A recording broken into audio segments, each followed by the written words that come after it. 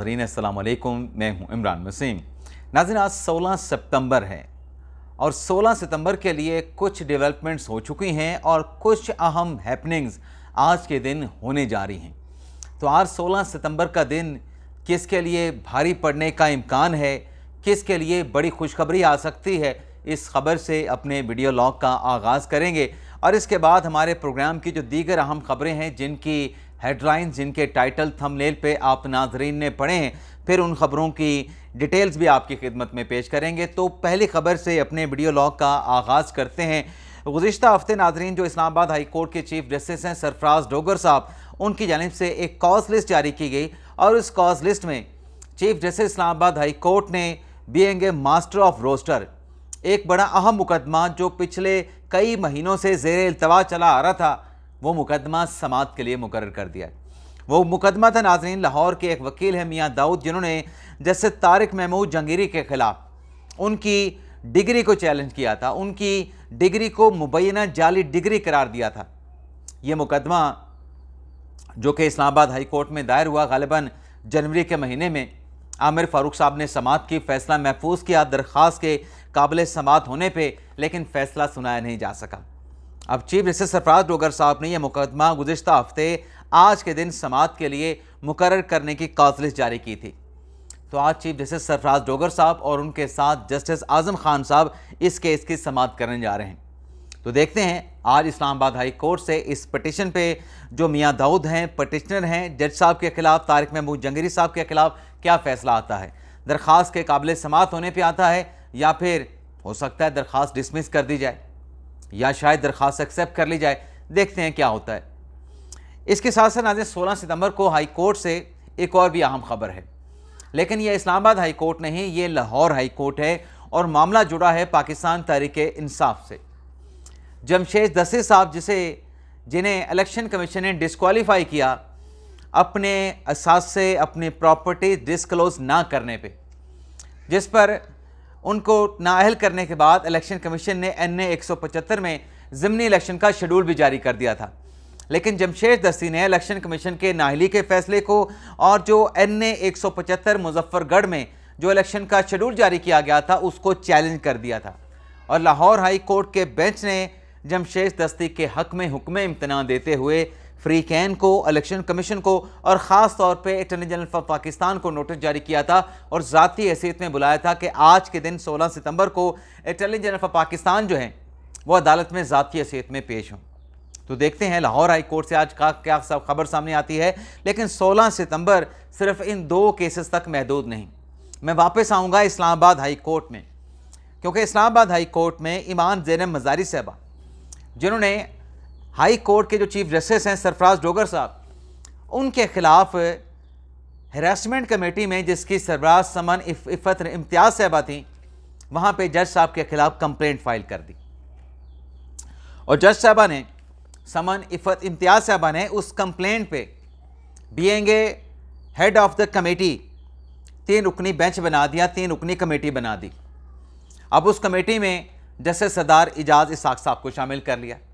अब उस कमेटी में जस्टिस अरबाब मोहम्मद ताहिर साहब को शामिल कर लिया और समन इफ़त इम्तियाज़ साहबा खुद उस कमेटी के सरबराह नहीं हैं। कमेटी के सरबराह होंगे जस्टिस सरदार इजाज़ खान साहब। तो आज इस कमेटी की भी हेयरिंग हो सकती है। ईमान ज़ैनब मज़ारी को बुला के जो हरासमेंट का इल्ज़ाम है उनसे उनका मौक़िफ़ जाना जा सकता है और फिर शायद ये committee chief justice Sarfaraz Dogar साहब को नोटिस करके उनसे जवाब मांगे कि अपने रिप्रेजेंटेशन लाएं, बताएं इन इल्ज़ामात के ऊपर आपका मौक़िफ़ क्या है। लेकिन इसी के साथ साथ नाज़रीन कुछ चीज़ें और भी क्लियर करने के लिए ज़रूरी हैं। एक तो जो खबर रात से चल रही है वो खबर बिल्कुल दुरुस्त है कि सरफराज डोगर साहब ने इस कमेटी को चेंज कर दिया है, जिसकी सरबराही समन इफ़त इम्तियाज़ साहबा कर रही थी। अब समन साहबा की जगह पे जस्टिस इनाम अमीन मिना साहब को उस कमेटी का सरबराह बना दिया गया है। लेकिन ट्विस्ट कहानी में तब आता है, जो असल मतलब एक नया मोड़ है इस कहानी में, कि पहले ये जो एप्लीकेशन है हरासमेंट की, ये बराह रास्त समन इफ़त इम्तियाज़ साहबा को नहीं दी गई। ये दरख्वास्त दी गई थी रजिस्ट्रार इस्लामाबाद हाई कोर्ट को और इस्लामाबाद हाई कोर्ट को दरख्वास्त देने के बाद हुआ ये कि जो रिपोर्ट किया गया है उस रिपोर्ट के मुताबिक कि समन इफ़त इम्तियाज़ साहबा से जाके ज़ाती तौर पे अली हादी चट्ठा और शायद उनके साथ ईमान ज़ैनब मज़ारी भी थी, समन इफ़त इम्तियाज़ साहबा से जाके ज़ाती तौर पे मुलाकात की और उस मुलाकात के बाद फिर उन्होंने इस मामले का कॉग्निजेंस लिया। जो कोर्ट एसोसिएट हैं उनको ये एप्लीकेशन दी गई, पहले फिर मुलाकात की गई। लेकिन नाज़रीन, अब होता क्या है, बाज़ाहिर तो लग रहा है कि आज 16 सितंबर को एक तरफ जो समन इफ़त इम्तियाज़ साहबा ने जो कमेटी बनाई है वो इस मामले को लेके प्रोसीडिंग कर रही होगी, दूसरी तरफ जो ज़ैनब मज़ारी साहबा की जो पटिशन है उस पर इनाम अमीन मिन्हाज साहब जो है वो कार्रवाई कर रहे होंगे। लेकिन ज़ैनब मज़ारी साहबा पेश हो रहे होंगे समन साहब की कमेटी में। मुझे नहीं लगता कि वो इनाम अमीन मिन्हाज साहब की कमेटी में पेश होंगी, और अगर पेश भी हुई तो वहाँ पे भी जज साहब पे उंगलियाँ उठाई जाएंगी, जज साहब पे सवालात उठाए जाएंगे, जज साहब को जो है वो मुतासब कहा जाएगा। लेकिन सवाल एक है जो कि एक जेन्युइन सवाल है, वो सवाल नाज़रीन ये है कि क्या जो वर्क प्लेस के हवाले से ये कमेटी जो इस्लामाबाद हाई कोर्ट में बनी हुई है, वर्क प्लेस का मतलब क्या है, जो कानून है कि उस इदारे के अंदर किसी खातून को अगर हरासा किया गया है, क्या ईमान ज़ैनब मज़ारी साहबा इस्लामाबाद हाई कोर्ट के एम्प्लॉय हैं? क्या कानून का उनके केस में इतलाक़ होता है? क्या वो इंटाइटलमेंट रखती हैं कि जो कानून है वर्क प्लेस पे ख़वातीन को हरासा करने का, उसमें ईमान ज़ैनब मज़ारी साहबा फॉल करती हैं? क्योंकि उनका ये ऑफिस तो नहीं है, उनकी वर्क प्लेस तो ईमान ज़ैनब मज़ारी की और अली हादी चट्ठा की उनका अपना चैम्बर है, उनकी ये वर्क प्लेस नहीं है। यहाँ पर तो वो अपने एक क्लाइंट को रिप्रेजेंट करने के लिए आती हैं। तो ये भी एक क्वेश्चन ऑफ लॉ मौजूद है। इस सवाल का जवाब कौन देगा? समन इफ़त इम्तियाज़ साहबा वाली कमेटी देगी, या फिर इनाम अमीन मिन्हाज साहब वाली कमेटी देगी, या फिर दोनों कमेटियों के ऊपर एक कोई और बेंच बन जाए? ये भी हो सकता है कि जो समन इफ़त इम्तियाज़ साहबा प्रोसीडिंग करने जा रही हैं उसके खिलाफ हो सकता है कि हाई कोर्ट में कोई रिट पिटिशन आए और उनको कार्रवाई करने से रोक दिया जाए। ये भी हैपनिंग हो सकती है। अब नाज़रीन, सवाल ये है कि ये जो एक लड़ाई नई हमने इस्लामाबाद हाई कोर्ट में देखी है, इसका अंजाम क्या होगा, इसका इख्तिताम क्या होगा? इस लड़ाई के पीछे कोई है या कोई नहीं है? आप देखने वालों को शायद नज़र आ रहा हो, क्योंकि वो 5 जजेस ने ख़त भी लिखा था। 5 जजेस से मुतल्लिक़ अत्तर मिनल्ला साहब ने कहा था कि मैंने बड़े ये तगड़े किस्म के जज मैंने तलाश करके इस्लामाबाद हाई कोर्ट में भर्ती किए। फिर वो 6 जजेस का भी पहले लेटर था, फिर बाबर सत्तार साहब का लेटर, फिर 5 जजेस का ख़त, फिर 5 जजेस की पटिशन सरफराज डोगर के ख़िलाफ़, और फिर ये ईमान ज़ैनब मज़ारी साहबा की कंप्लेंट, और इस कंप्लेंट की समाअत करने वाले 3 रुकनी जो कमेटी है उसमें 2 ऐसे जज जो सरफराज डोगर साहब के ख़िलाफ़ उनके ट्रांसफ़र के ख़िलाफ़ पहले सुप्रीम कोर्ट में पटिशन कर चुके हैं, जो कि डिस्पोज ऑफ कर दी गई, एक तरीके से मुस्तरद कर दी गई। तो देखते हैं ये लड़ाई, ये जो इख्तिलाफ़ात हैं, ये क्या नया रुख अख्तियार करती है, या जो लड़ाई का ये जो मामला है ये किस करवट बैठता है। अब नाज़रीन, मैं बात करूँगा गीले तीतर इमरान रियाज़ खान की, क्योंकि उससे मुझे जवाब मांगना है 2 बातों का। जो रोज़ बैठ के अपने वीडियो लॉग में वो कंपेनें कर रहा होता है, पंजाब हुकूमत को मलाइन कर रहा होता है, पंजाब हुकूमत निकम्मी होगी, बिल्कुल निकम्मी होगी, मैं फ़र्ज़ कर लेता हूँ, उसकी बात को मान लेता हूँ। लेकिन जो फार्मूला इमरान रियाज़ खान गीला तीतर मफरूर भगोड़ा लेके चल रहा है, अब वही फार्मूला किसी और पे अप्लाई करने का वक्त आ गया है। गीला तीतर जो बरतानिया में बैठ के मफरूर भगोड़ा कहता है कि आसिफ जरदारी साहब जो है वो पिकनिक पे चले गए हैं, ट्रिप पे चाइना में चले गए हैं, और शहबाज शरीफ साहब भी जो है वो सफारती दौरे पे चले गए हैं, और इमरान रियाज़ खान कहता है कि इनकी अय्याशियाँ ख़त्म नहीं हो रही। पंजाब में सैलाब आया हुआ है, पंजाब से सैलाब निकल के सिंध में जा रहा है, लेकिन नून लीग वालों की, पीपल्स पार्टी वालों की अय्याशियाँ ख़त्म नहीं हो रही। इन्हें सैलाब मुतासरीन की फ़िक्र करनी चाहिए, सैलाब मुतासरीन की इमदाद करनी चाहिए, रेस्क्यू करना चाहिए। यही इमरान रियाज़ कहता है ना अपने वीडियो लॉग में। अब वक्त आ गया है कि इस फार्मूले को अब खान साहब पे भी अप्लाई किया जाए, क्योंकि अगर आप जेन्युइन साफ़ी हैं तो फिर ये फार्मूला आपको इमरान खान साहब पे ना चाहते हुए अप्लाई करना पड़ेगा। अब खैबर पख्तूनख्वा में सैलाब मुतासरीन है या नहीं? क्या खैबर पख्तूनख्वा में फ्लैश फ्लड के वो कहते हैं ना, ऐसी बारिशें होना जिसकी मिसाल ना मिले। बारिशों से मुतासरा लोग भी हैं। अभी तक रेस्क्यू का काम, लोगों की बहाली का काम, आबादकारी का काम मुकम्मल नहीं हुआ। अली मीन गंडापुर साहब ने खुद इस बात का एतराफ़ किया है। और फिर दहशतगर्दी, कभी DI खान में, कभी बन्नू में, कभी बाजोड़ में, कभी वज़ीरिस्तान में, कभी पेशावर में।